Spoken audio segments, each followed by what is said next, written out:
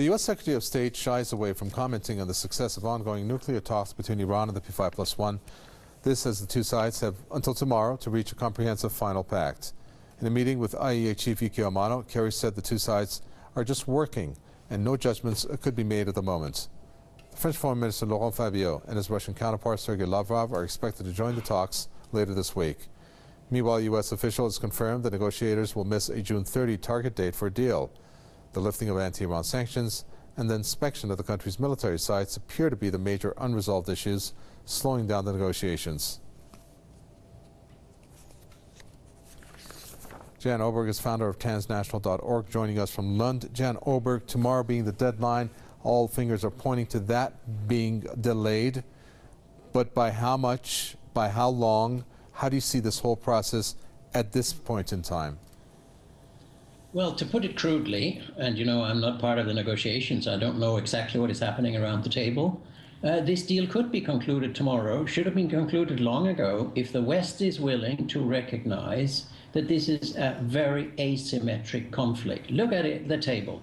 There are 6 powers, the world's most powerful powers, sitting, discussing or telling Iran what to do. Iran being treated in a way that no other country in the same situation has ever been. They are all nuclear powers with the exception of Germany, telling Iran not to have nuclear weapons and wanting guarantees. Now this focuses the whole world on proliferation, but not on the real problem of nuclear weapons, namely the possession of this.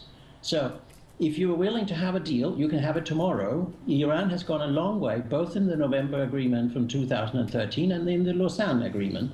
Now, the question is whether the West wants, or the other powers in general, including China and Russia, wants a deal. If so, it should be concluded tomorrow. There's some speculations here, but in some regards it may be true that it's not really the U.S.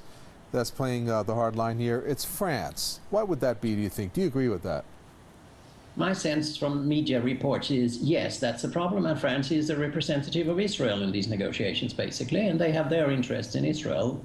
But they also have interests, if they look at it objectively, in a market in Iran of 80 million people.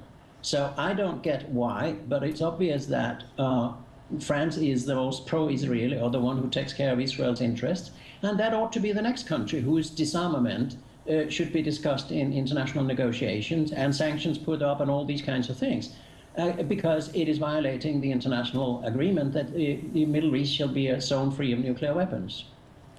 Thank you very much for that. Jan Oberg, founder of transnational.org from Lund.